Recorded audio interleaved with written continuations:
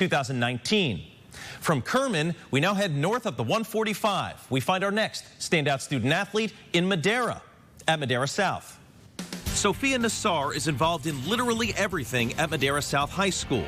She's a swimmer, she's been a cheerleader, a golfer, she's a student trustee, she even created her own club, Kindness 360. I was on a road trip with my mother and I was kind of complaining to her about how I feel like just people should be more kind. And she was like, okay, so why don't you do something about it? It kind of goes with everything on campus in a way. So if you know Kind 360, you just kind of bring the kindness where you go.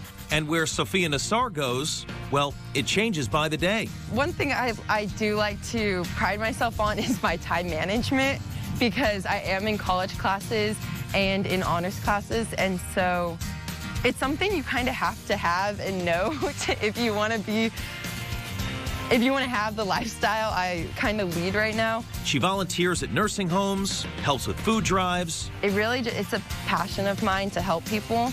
I help with community events through Interact, which I'm the president of. She's also royalty.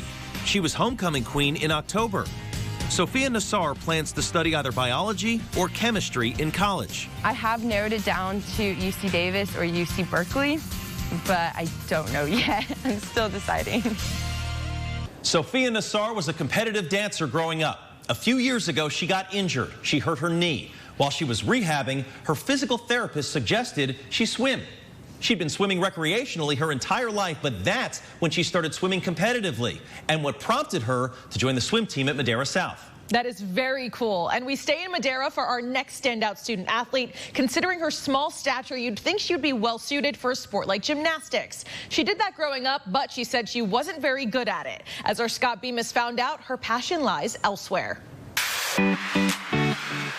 Madera High's Madison Avila packs a lot of toughness into a small package. They'll just ask me like, oh, what sport do you do? And they're seeing me like cheerleading or soccer. And I'm like, oh, I wrestle. They're like, no way. Yeah. I'm like, no, yeah, I wrestle. Standing only 4 feet 11 inches tall and weighing only around 100 pounds, Avila was the first and only girls wrestler in the history of Madera High School. You're a trailblazer. Yeah, I think it's really awesome. Yeah, hopefully it doesn't stop with me. Hopefully more girls come and wrestle for Madera High. And she didn't just wrestle, she wrestled at a high level. This year, she was one of the top high school wrestlers in the country in her weight class and finished 5th at the state tournament. My coaches would always say, like, once you wrestle, like, everything in life is just, like, easier, which it's corny, but it's, like, it's true because it's such a mentally tough sport. Maybe that's why she was also a star off the wrestling mat. A straight-A student in the classroom, a leader on campus, and someone who clearly had the respect of her classmates, since she was voted homecoming queen in the fall. It was a very, like, special night for me. I was even honored just to be on the court.